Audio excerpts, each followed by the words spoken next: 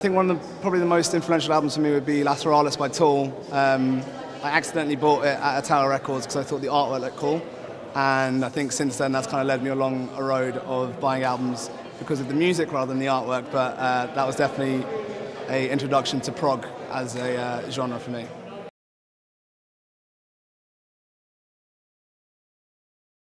I think the intro to Take Me With You by Prince was probably one of the biggest influence of prog music because it has quite a large tom solo at the beginning, which Sheila E. did, one of the great female drummers, and that kind of led me on to being interested in the kind of odd and more esoteric ideas that you can have with the music and onto bands like Dream Theater and stuff like that.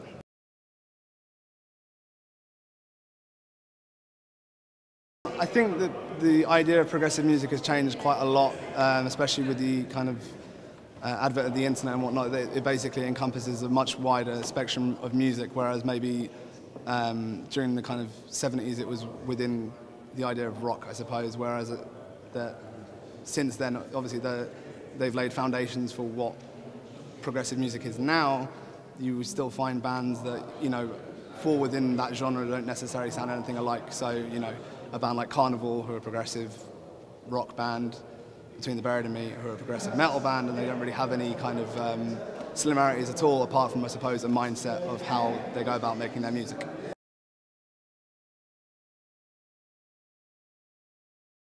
I don't know, to be honest. I think that there's such a wide spectrum of progressive music now. It's very hard to kind of determine any one singular band or person who really is kind of pushing it. You know, bands like Muse, for example, who are, you know, I would say one of the biggest bands in the world at the moment, aren't necessarily put out as a prog band, but in many, many ways they are.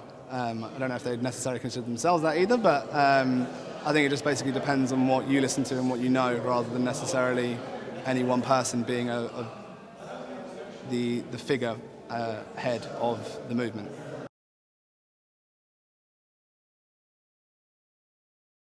I think when I was younger, I'd probably straight away say John Petrucci as a guitarist, but I think again it's quite hard to say. I don't really want to kind of give anyone that kind of pressure. I think, you know, personally speaking, someone like Devin Townsend as a producer and a musician is definitely someone that I'd look up to, and kind of seeing how far his career has spanned is something I would definitely be looking towards, basically.